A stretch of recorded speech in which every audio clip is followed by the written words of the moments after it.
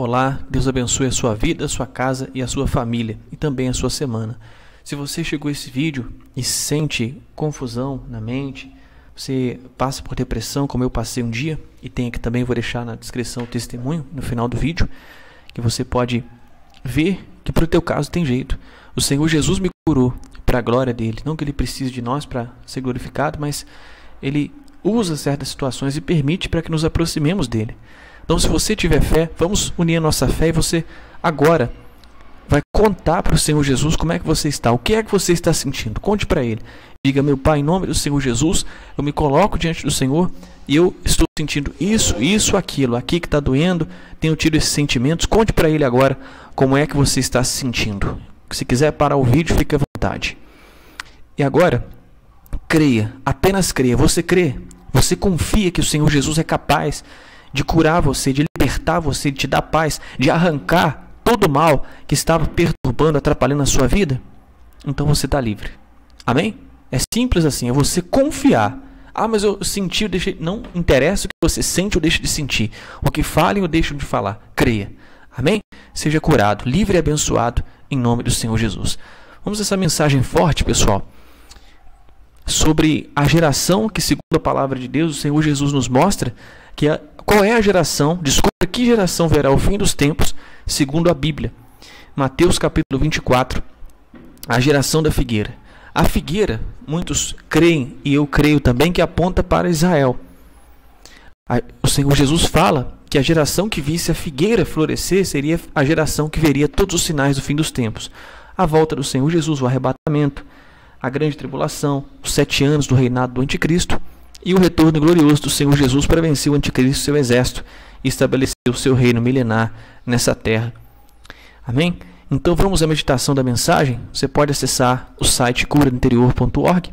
Aqui tem o testemunho, tem o estudo do Apocalipse para você se inteirar sobre os assuntos do final dos tempos, sobre para onde esse mundo está indo, tá certo? Você pode baixar e pode compartilhar para que você esteja atento às profecias, aos sinais de como está próximo a volta do Senhor Jesus, tá bom? E aí você pode acessar aqui no blog, eu vou deixar o link na descrição da mensagem, e também tem o Facebook, você pode compartilhar com seus contatos, para que as pessoas possam também ter acesso às mensagens, ao testemunho, e recebam mensagens e a palavra de fé. Curte, compartilhe e divulgue, para que mais pessoas sejam alcançadas. Então, vamos ao blog, você pode clicar por aqui, aqui eu já deixei aberto o link da mensagem, tá bom? Vamos pedir a orientação de Deus. Meu Pai, em nome do Senhor Jesus, fala conosco, meu Deus. Nos ajude a ouvir o que o Senhor quer que a gente entenda. Por favor. Amém. Então vamos lá. Eu vou deixar, pessoal, depois o link das outras mensagens, porque o capítulo 24 do livro de Mateus é um pouco grande, tem bastantes versículos, e essa é a parte final, que fala desse assunto. Qual é a geração que verá a volta do Senhor Jesus? Se você quiser entender todo o capítulo, o contexto, naquilo que Deus tem nos orientado, você pode ler as duas mensagens anteriores, certo? Essa é a parte final dessas 3 partes do estudo do capítulo 24 do livro de Mateus, onde o Senhor Jesus, o Deus vivo que se fez carne, que veio a esse mundo para nos salvar, mostra quais são os sinais que apontam para a volta dele. Tá bom? Então vamos lá. Continuando e finalizando o estudo do capítulo 24 do livro de Mateus, vamos meditar sobre a parábola da figueira, onde o Senhor Jesus deixa muito evidente um sinal que a nossa geração verá o cumprimento dos eventos que estão determinados para o fim dos tempos. O arrebatamento, os 7 anos da grande tribulação com a ascendência do anticristo e do falso profeta no governo mundial único, com o avanço imenso da tecnologia. E nós temos visto isso, e a volta do Senhor Jesus visível ao final da grande tribulação, estabelecendo o reino dele milenar neste mundo. Peça a Deus entendimento para que você tenha uma ideia da proximidade do fim dos tempos e de como estamos muito perto, do retorno do Senhor Jesus. Mateus 24, 32 ao 42. Aprendei, pois, essas são as palavras do Senhor Jesus, pessoal, do próprio Deus. Esta é a parábola da figueira. Quando já os seus ramos se tornam tenros e brotam folhas, sabeis que está próximo o verão. Igualmente, quando virdes todas estas coisas, sabei que ele está próximo, às portas. Em verdade vos digo que não passará esta geração sem que todas estas coisas aconteçam. O céu e a terra passarão, mas as minhas palavras não hão de passar. Mas daquele dia e hora ninguém sabe, nem os anjos do céu, mas unicamente meu Pai. E como foi nos dias de Noé, assim será também a vinda do Filho do Homem. Porquanto, assim como nos dias anteriores ao dilúvio, comiam, bebiam, casavam e davam-se em casamento, até o dia em que Noé entrou na arca, e não o perceberam, até que veio o dilúvio e os levou a todos. Assim será também a vinda do Filho do Homem. Então, estando dois no campo, será levado um e deixado outro. Estando duas moendo no moinho, será levada uma e deixada outra. Vigiai, pois, porque não sabeis a hora que há de vir o vosso Senhor. Quando o Senhor Jesus cita a figueira, o Senhor não está apenas dizendo para que fiquemos atentos a todos os sinais que ele descreveu que aconteceriam no final dos tempos. Ele está mostrando que Israel seria o maior termômetro para que identifiquemos a proximidade do fim e que os eventos em volta da figueira, ou seja, Israel, deixariam bem evidentes qual geração verá o fim. Para que você compreenda a relação entre a figueira e Israel, que foi o povo escolhido por Deus para ser a igreja do Antigo Testamento, vamos voltar ao início da Bíblia para que não fique nenhuma dúvida de que a figueira que o Senhor Jesus se refere ilustra ou representa, aponta, para a nação de Israel. Já nas primeiras páginas da Bíblia, que é a palavra de Deus, mais precisamente no livro de Gênesis, já podemos verificar a citação da figueira, quando Adão e Eva pecaram. Gênesis 3, 7. Então foram abertos os olhos de ambos, e conheceram que estavam nus, e cozeram folhas de figueira, e fizeram para si aventais. Nada do que está escrito na palavra de Deus é sem proveito ou sem sentido. Tudo é discernido no campo espiritual. Portanto, a figueira foi a única árvore citada, além das árvores do conhecimento e da vida. Isso não foi sem propósito. Deus deixou esse texto já no início da Bíblia para que fique bem claro a relação da nação de Israel através da figueira. Através da figueira, né? Na minha análise, na nossa análise, eu creio que aponta sim para a figueira. Gênesis 3, 21. E fez o Senhor Deus a Adão e a sua mulher túnicas de peles e os vestiu. Adão e Eva conseguiram apenas esconder sua nudez através da figueira. Mas para que obtivessem o perdão, era necessário o sacrifício de sangue. Por isso o Senhor sacrificou um animal para os vestir. Esse gesto do Senhor já era um apontamento para o maior plano de salvação da história da humanidade, que seria o sacrifício do Senhor Jesus na cruz por todos os seres humanos, para que fôssemos perdoados de todos os nossos pecados. Obviamente, para que recebamos o perdão, devemos confiar, crer no Senhor Jesus e viver um relacionamento com Ele, íntimos com Ele, em obediência à sua palavra. Além disso, a figueira já deixa claro que Israel era a nação escolhida pelo Senhor. Veja Deuteronômio 7, 6. O Senhor teu Deus te escolheu para que fosses o seu povo próprio de todos os povos que há sobre a terra. A figueira, desde o início, já aponta para a salvação que todos podem alcançar somente através do Senhor Jesus Cristo, pela fé, no seu sacrifício. Antes mesmo do mundo ser fundado, o Senhor já havia definido que Ele mesmo tomaria para si a pena pelos nossos pecados, pois o Senhor Jesus sabe, pessoal, do passado, do presente e do futuro, o qual, na verdade, em outro tempo foi conhecido, ainda antes da fundação do mundo, mas manifestado nestes últimos tempos por amor de vós. 1 Pedro 1:20. Vejamos outros pontos da palavra de Deus onde Israel é citado como a figueira. Em Oséias 9:10, podemos ver perfeitamente no livro de Oséias que a figueira é uma ilustração de Israel. Achei a Israel como uvas no deserto. Vi a nossos pais como a fruta temporânea da figueira no seu princípio. Mas eles foram para Baal-Peor e se consagraram a essa vergonha e se tornaram abomináveis como aquilo que amaram. Em Jeremias também podemos ver o mesmo sentido claramente. E disse-me o Senhor: que vês tu, Jeremias? E eu disse: figos, os figos bons, muito bons, e os ruins, muito ruins, que não se podem comer, de ruins que são. Então veio a mim a palavra do Senhor, dizendo: assim diz o Senhor, o Deus de Israel: como estes bons figos, assim também conhecerei aos de Judá, levados em cativeiro, os quais enviei deste lugar para a terra dos caldeus, para o seu bem. Porei os meus olhos sobre eles, para o seu bem, e os farei voltar a esta terra, e edificá-los-ei, e não os destruirei, e plantá-los-ei, e não os arrancarei, e dar-lhes-ei coração para que me conheçam, porque eu sou o Senhor, e ser-me-ão por povo, e eu serei por Deus, porque se converterão a mim de todo o seu coração. Israel tinha pecado, tinha se afastado de Deus, então mais uma vez eles estavam sendo levados como escravos, como exilados, para a Babilônia. Então, Deus, mais uma vez, em seu amor, está permitindo que eles recebam essa, digamos assim, colham os frutos da sua desobediência, mas com a intenção de que eles acordem e despertem para a fé. Você vê como Deus sempre está buscando um relacionamento com o ser humano, que o ser humano se volte para ele. Então, ficou claro com essas citações que a figueira, eu creio, pessoal, aponta sim para Israel.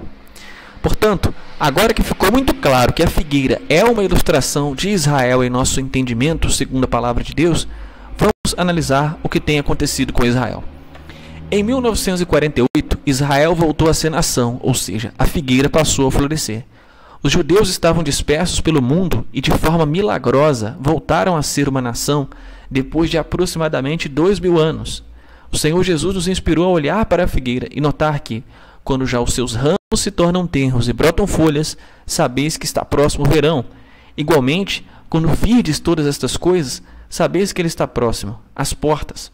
Ou seja, para sabermos qual é a geração que verá o fim dos tempos, devemos olhar para Israel, que é representado pela figueira. E uma geração, segundo a palavra de Deus, equivale a 70 e no máximo 80 anos, como nós podemos ler no Salmo 90, versículo 10. Os dias da nossa vida chegam a 70 anos, e se alguns, pela sua robustez, chegam a 80 anos, o orgulho deles é canseiro e enfado, pois cedo se corta e vamos voando. Ou seja, uma vida que podemos comparar a uma geração equivale a 70 e no máximo 80 anos. Em 14 de maio de 2019, Israel completa 71 anos. Não estamos necessariamente falando que o arrebatamento acontecerá em X anos ou em X dias, porque, como o Senhor disse, somente o Pai sabe a hora e o dia exatos. Mas ele deixou bem claro que os sinais nos mostrariam a proximidade do seu retorno, e justamente para que fiquemos bem atentos e estejamos preparados para a sua gloriosa volta. Não podemos definir uma data, mas podemos ficar atentos e saber que a geração que visse a figueira, Israel, florescer, seria a geração que veria o fim. E agora ficou bem evidente que a nossa geração é a geração do fim. Não é necessário que daqui a 9 anos, quando Israel vai completar, hoje 7 anos, que Israel vai completar 80 anos, acontecerá o arrebatamento. Até porque o Senhor nos garantiu que não passará essa geração sem que todas essas coisas aconteçam. Ou seja, todos os que fazem parte dessa geração que é a nossa, dos que nasceram de 48 até aqui, não podem passar, morrer, sem que tudo que o Senhor Jesus disse sobre o fim dos tempos aconteça. Por isso, o arrebatamento pode ser a qualquer momento. Assim que o último salvo chegar ao arrependimento, eu creio. Ele pode acontecer agora ou daqui a vários anos. Note que o Senhor Jesus citou que a sua volta e o fim dos tempos será como nos dias de Noé. Todos se divertiam, viviam uma vida completamente contrária à vontade de Deus. O pecado havia se multiplicado a ponto do Senhor ter se arrependido de ter feito homem. Não se arrepender de voltar atrás, porque Deus já sabia, Tanto é que ele decidiu morrer por nós antes, se colocar num corpo humano e morrer por nós, antes de criar o homem. Deus se arrependeu, eu creio, no sentido de pesou no coração, que o homem poderia fazer as escolhas certas, mas mesmo tendo provas e condições do poder de Deus, da fé, ele na maioria das vezes escolhe o mal.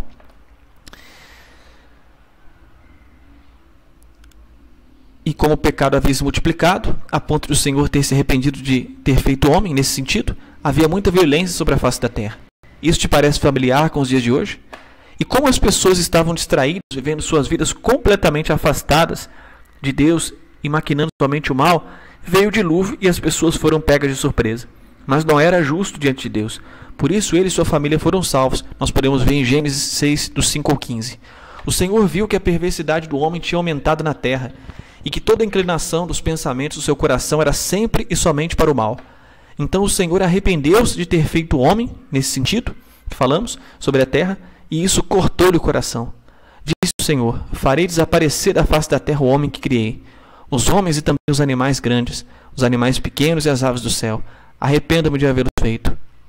A Noé, porém, o Senhor mostrou benevolência. Esta é a história da família de Noé. Noé era um homem justo, íntegro entre o povo de sua época. Ele andava com Deus. Noé gerou 3 filhos, Sem, Cã e Jafé. Ora, a terra estava corrompida aos olhos de Deus e cheia de violência. Ao ver como a terra se corrompera, pois toda a humanidade havia corrompido a sua conduta, Deus disse a Noé: darei fim a todos os seres humanos, porque a terra encheu-se de violência por causa deles. Eu os destruirei juntamente com a terra. Você, porém, fará uma arca de madeira de cipreste, divida em compartimentos, e revista de piche por dentro e por fora. Faça com 135 metros de comprimento, 22 metros e meio de largura e 13 metros e meio de altura. Então você vê, Deus, ele tem misericórdia de todos. Mas Noé alcançou misericórdia porque ele não se inclinava para o mal com a maioria das pessoas. E é isso que Deus espera. O Senhor Jesus está te buscando, meu amigo. Ele deseja salvar você. A volta do Senhor Jesus e o arrebatamento da igreja pode acontecer agora mesmo, ou daqui a vários anos. Mas temos a certeza de que está muito próximo. O importante é saber que estamos muito próximos do fim dos tempos. E, além disso, também podemos partir desse mundo através da morte a qualquer momento. Por isso, decida entregar a sua alma nas mãos de Deus agora mesmo. Peça perdão pelos seus pecados, arrependa-se. Entregue sua vida nas mãos do Senhor Jesus. E se você já é cristão, não seja morno ou frio, seja quente em sua fé. Esteja firme, pois em breve o Senhor irá nos buscar. Não queira fazer parte do enorme grupo de pessoas que foram surpreendidas pelo dilúvio e que serão surpreendidas com a grande tribulação ou com a morte. O Senhor quer te dar a vida eterna agora mesmo. Só depende de você. Que Deus abençoe e que seus olhos sejam abertos à única verdade que é o Senhor Jesus Cristo.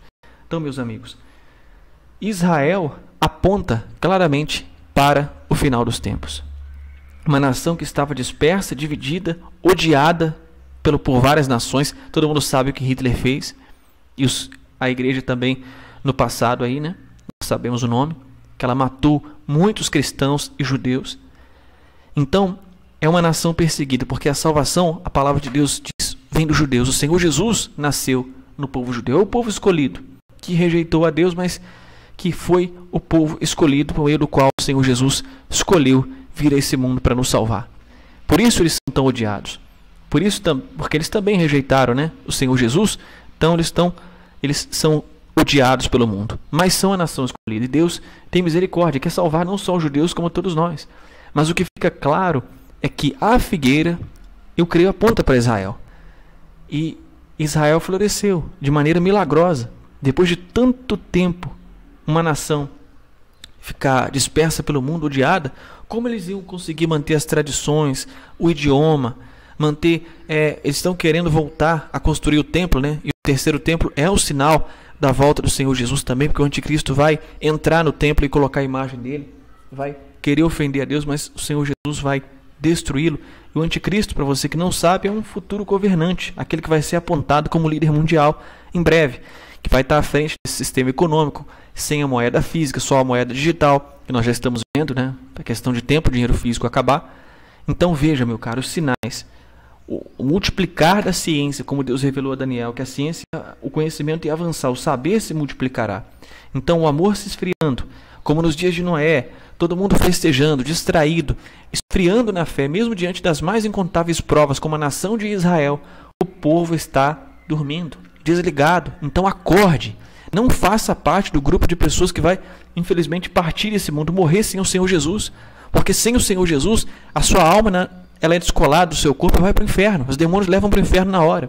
Mas se você partir com o Senhor Jesus, você vai ter vida aqui. E quando você partir, você vai com Ele para o paraíso. Não é o paraíso que é o mais importante, por mais que seja maravilhoso. Que nem conseguimos imaginar como é o paraíso, como a palavra de Deus nos mostra. Que nem penetrou no coração humano. Tão maravilhoso. Mas a presença de Deus, o fato de estar com o Senhor Jesus é que é maravilhoso. Ele é a vida eterna. Ele tem que ser o primeiro, até mais do que a salvação, é a presença dele que é a prioridade. E quando eu estou com ele, pela fé, eu estou salvo. Eu vou morar no céu. Aqui na terra eu estou com ele, eu vou morar no céu com ele. Mas a prioridade não é o céu, porque o céu sem ele não teria graça. A prioridade é ter relacionamento, intimidade, a vida eterna, a presença de Deus, intimidade com o Senhor Jesus. Aí você vai ter a vida eterna agora e depois vai estar com o Senhor Jesus no milênio e também no paraíso. Que Deus abençoe a sua vida. E se você deseja entregar a sua vida para o Senhor Jesus, não fazer parte desse grupo de pessoas que vai passar por esses 7 anos de muito engano e depois de muito sofrimento, como as pessoas nem imaginam. Se as pessoas acham que essa pandemia foi difícil, você não sabe da missíssima metade da metade da metade do que está por vir, meu amigo, minha amiga. Então, se você foi tocado, quer se voltar ao Senhor Jesus, feche os seus olhos e confesse que Ele é o seu Senhor agora. Entregue a sua cabeça, os seus pensamentos, o seu passado, não importa o que você fez, você pode até colher consequências, mas Deus vai te ajudar. Ele vai te ajudar a vencer as tempestades, as lutas, você vai aprender nas tempestades. Você vai vencer. Não vai ser um mar de rosas a sua vida, não. Você vai ser até odiado pelo mundo. mas você vai ser amado pelo autor do amor, que é o Senhor Jesus. Então, peça perdão pelos seus pecados, confesse Ele como seu único Senhor e Salvador e peça para o Senhor Jesus entrar no seu coração, dá a sua vida, dá o seu ser para Ele agora. É Ele convidando você. E se você crê, confesse que o Senhor Jesus é o seu único Senhor e Salvador. Meu Pai, nós colocamos a vida de todos que chegarem a esse vídeo em Tuas mãos, meu Pai. Salva a nossa alma, tem misericórdia. Revela, meu Pai, a essa pessoa a Tua presença, revela-te a ela. É um pedido. E que o Espírito Santo seja derramado sobre a sua vida. Em o nome e para a glória do Senhor Jesus. E se você crê, diga amém e graças a Deus. Se você quiser continuar louvando, buscando a Deus, faça isso. Todos os dias, pessoal, separe um momento para você parar, pedir a Deus para falar com você, conduzir seus pensamentos, revelar a vontade dEle. Ouça a voz de Deus. Medite pelo menos um versículo todos os dias, não religiosamente, mas para ouvir, para se relacionar com Deus. Você conversa com tanta gente, né? Por que não conversar com Deus? Tem gente que na fila do banco conversa com gente estranha e dá até dados pessoais, fala até de intimidade para a pessoa. Por que não falar com Deus, o autor do amor, o autor e consumador da nossa fé, que quer nos salvar, que deu a vida por nós, que espera por nós, mas que o prazo termina no final dessa vida. Então, converse com Deus todos os dias. Vou deixar os endereços que também podem te ajudar a desenvolver seu relacionamento com Deus. E eu tenho certeza que o Senhor Jesus falou com você. Tá bom? Deus abençoe a sua vida. Até a próxima. Fiquem com Deus. Tenham uma excelente semana. Em nome do Senhor Jesus.